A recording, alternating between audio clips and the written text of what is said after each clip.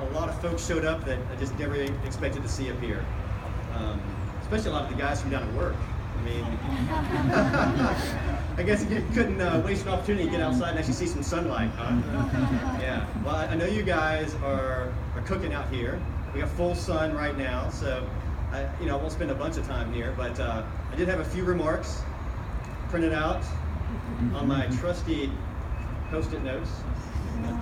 So one of my folks here, Bill Thomas, really got on me for writing down all my to-do list on these Post-it notes.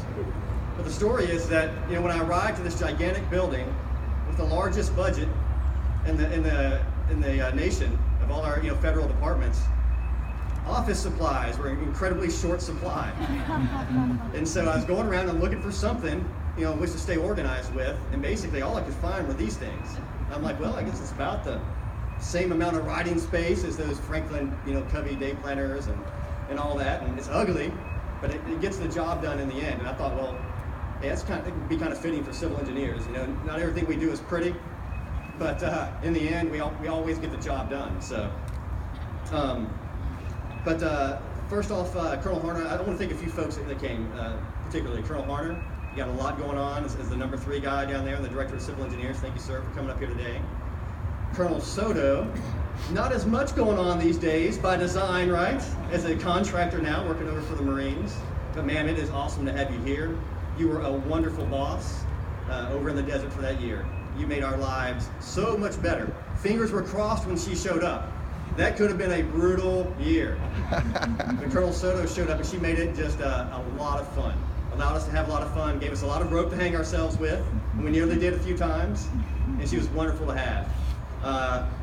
Miss Uemura, Jane, and thank you for coming out here with us. It's nice to have you. It was great having you as a neighbor out in Buckley for the year there, and it was fun to get to see you again here. I know you bump into Claire all the time down at the commissary, so you're a pleasant person to bump into.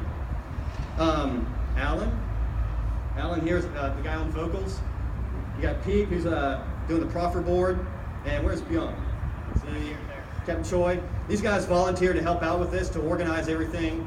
I really appreciate that. You each have a lot going on, and to take the time to put into this and to make the program and all that, it was really nice. So thank you all very much. So, hey, my brother Park. He's always been a big brother. He's a big brother. No, it's a weaker brother.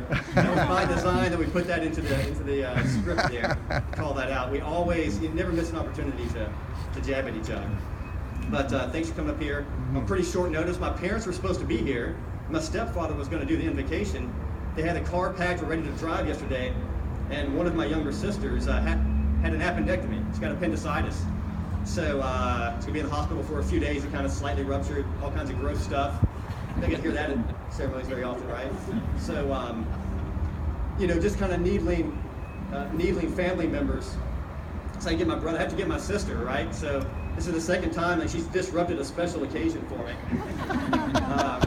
Another time was when we were 9, in which I had a birthday cake in front of me. It was my birthday cake.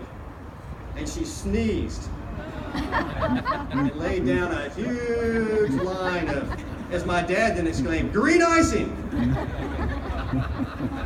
Totaled my birthday cake. Or so we thought. My grandmother just scraped it off and served it to us. May she rest in peace. But anyhow, this is my sister, last day in the Air Force, coming back to get me with an appendectomy. So, and then finally, just to the crowd, the co-workers coming up here. I see Carrington, man, I know you've got rear-ended not too long ago, got some back issues. You came all the way up here. Ray, man, Bill, and all these guys, just super guys to work with, and coming up today. And my cousin Jane drove all the way in from Tennessee. She lives here, had been out there, but made sure to get here for today. Rather than breaking the drive up, man, you went straight through. Annie and John taking some time off. You've been traveling recently. I know you guys are here today for me. That is really nice. So I'm just really thankful. As I look back over the career, just 2 things come to mind, honestly. It's thankfulness and then pride. And just got so much to be thankful for having been part of the Air Force. And I want to call out a few of those. This isn't all inclusive. We don't have time. I know you guys are starting to probably feel the sweat going down the backs of your legs and your backs and all that other stuff. So just some of the stuff, you know. Some are shallow and some are a little bit more substantive. But hey, the free college education, right? It was amazing, like my brother pointed out. Thankful for being able to go to jump school, for being able to fly a glider. Got my KC-10 friend over here. He's like, foo, only a glider. You know, she's been an instructor pilot, all kinds of stuff, thousands of hours in real aircraft, you know. But I got to solo a glider, got to rappel from helicopters, got to go through survival school. I mean, all this fun adventure stuff that as a boy, that's all you want to do growing up. And I got a chance to do that. And the Air Force gave me that opportunity for free. Thankful for having a secure job that pays pretty decent. It's not bad. You can always use a little more money, but thankful for getting to do almost everything that I wanted to do in the Air Force. Almost everything. You know, got to go live in Montana. I got to live in Korea. Got to be part of Red Horse and go do like real substantive, big construction in various parts of the world. Got to go out to the middle of nowhere and build a base out of nothing. Got to do that twice, a bear base, incredibly rewarding to allow thousands of people to be able to come in and start running missions, putting warheads on foreheads in Afghanistan and Iraq. That is incredibly rewarding. Our deployments is always a lot of fun. Got to go to other countries, got to interact with the other countries' leadership, learn about their culture, represent the Air Force, be a commander. The highlight of my career. Got to do it for 3 years. Awesome bosses like Colonel Yu and Colonel Soto, and then be in front of airmen and have that special trust to mentor them and to guide them along and transition them out of high school into becoming what we hope to be productive, mature airmen. Even working at the Pentagon back here was pretty cool. You know, I guess you gotta be careful what you hope for. It was also, you know, probably 2 of the toughest years of my Air Force career, but it was very satisfying coming to this building and working with an all-star cast of the best and the brightest engineers from around the Air Force. Just like General Green told us last summer, enjoy this time working with such high caliber folks. It was wonderful. Folks that you can reach out to. Where's Joe Waringa? I saw him here. Joe over here. Number of occasions I call him up, you know, and I'm having to give the Heisman on a task or try to hand something off to him, or there's confusing gray lines of who really should own something. And Joe always was willing to accept more work. Just, you know, wonderful attitude. TJ, man, just somebody who can always kind of lighten the day with some humor and keep things in perspective, even as jacked up as they might be. So, our new chief, EOD chief that came up, man, Colonel Jeffson, thank you all for coming over here. Colonel Jeffson and I worked together for a brief time when I first came in Wyoming.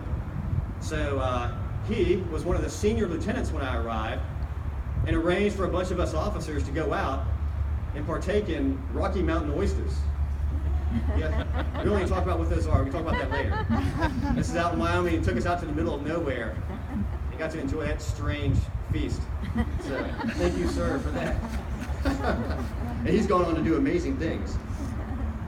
You know, I'm also thankful to have been pushed constantly throughout my Air Force career. There's not a day that I've been in the Air Force where I haven't been pushed, where, well, I guess there's been a few days early on, but like in the past, say 7 to 10 years, it has been on like Donkey Kong every single day. And it's great. There's no wasted time. There's no wasted talent. You are striving every single day. That's incredibly satisfying to be able to look back and say, I didn't waste the last 20 years of my life. It's really cool. I was thankful to be forced to think of others, to lead others, to be considerate, to care about them. It took a long time to get to that point. Yeah, I'm a pretty selfish, self-centered guy. And the Air Force has really had this constant push to be more considerate and to think of others and to lead them and to take care of them. And I have lots of great examples of folks doing that. I'm thankful for our core values: integrity first, service before self, excellence in all we do. I mean, in a world where morals are shifting and it's all sliding and it's, you know, Armageddon in no time, I'm sure, you know, that those core values are a great kind of an anchor point to at least get you started to sorting things out in this crazy world. And I think it's just been great to have those established and pushed and to learn to live by those. It's made all the difference for me.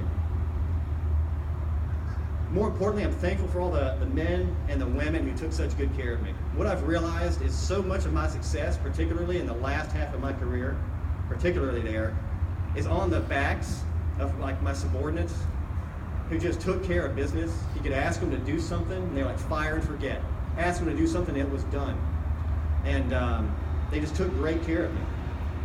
They saw when I was making bad decisions, and they compensated, you know, and they straightened things out, and they dealt with my imperfections. I'm thankful for being allowed to fail. We talked about failure a little bit. Had plenty of that in my command time. Oh, we were bordering on destruction a few times. And our dirt boys, our big equipment operators, were driving this big, huge fuel storage tank off base over in the desert one day, and they didn't have it strapped down. Things like 10, 15,000 pounds. Huge.